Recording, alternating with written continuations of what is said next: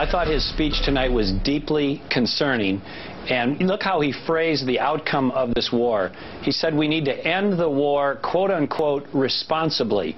When America goes to war, America needs to win.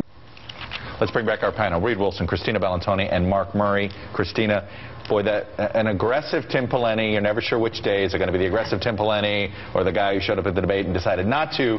But clearly siding with the McCain wing of the Republican Party, which no one else on that stage and running for president is doing. Yeah, I mean, this is really interesting. And as Barack Obama learned in 2008, it's very easy to demagogue on a war issue when you're not sitting in the White House. And I think that, anybody can say anything they want. He's staking out this claim, in McCain's case, he sort of banked everything on the surge in Iraq, and it all sort of worked out for him. But this is putting him on the side, particularly of these Tea Partiers who look at this as an economic issue and don't want to keep spending money in Afghanistan. But in fairness to Pawlenty, this is a very consistent position for him. He has been this way, Mark Murray, on the wars and very much in the McCain wing for some time. Story this morning, Washington Post talking about this idea that maybe he's having trouble paying his staffers. The campaign really is pushing back on this. Exactly. What we've ended up hearing is the people who are these high campaign folks are actually people who never went in to make money in the first place. They never were being paid. We know these people. They are Phil Musser, Sarah Taylor. They've made a lot of money in politics. They're helping out Tim Pawlenty not to make money, but because they believe that he's the best Republican in this race. But it is, look, it's clear they're having some fundraising concerns. And we'll find out that answer after this quarter on June 30th, but I think this story is maybe just a little bit premature on that level. And the other reason, Reed Wilson, that we're all talking about, boy, is Pawlenty panicking. How much is he concerned is he about the straw poll, about his standing, about fundraising? He went on the air, first one to go on the air this week, and he went on the air in Iowa, and now you think there was a real reason behind it. It's an interesting time in Iowa.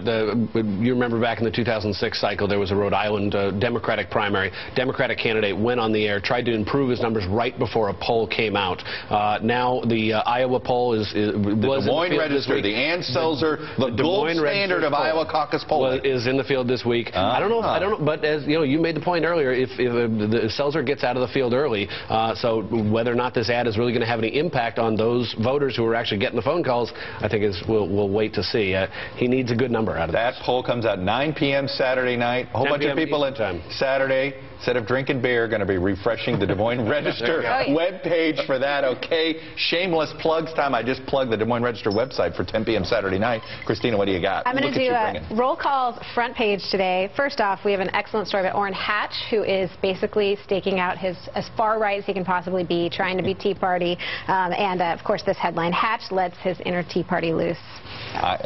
Following Orrin Hatch at the Iowa State Fair when he was running for president in an Italian suit. It's an image I'll never forget. Mark Murray, what do you got? Softball game in D.C. Female members of Congress versus female members of the Washington Press Corps. Our own Andrea Mitchell is doing the play-by-play. Benefits go to benefit young female cancer survivors. And Reed Wilson. I got to plug every morning the hotline Sort. It's on Hotline You know what? I like it. I like it. Check it out.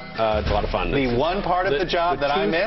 That's right. 2,000 clips that I got to sort through every single day. The one part of the job I miss more than ever. It's the greatest part of the job. Is the hotline Sort. You have no idea. I've tried to recreate it with Twitter, with email alerts. You do what you can, but nothing beats out wasting trees of paper. That's it for this edition of the Daily Rundown. Coming up next on MSNBC.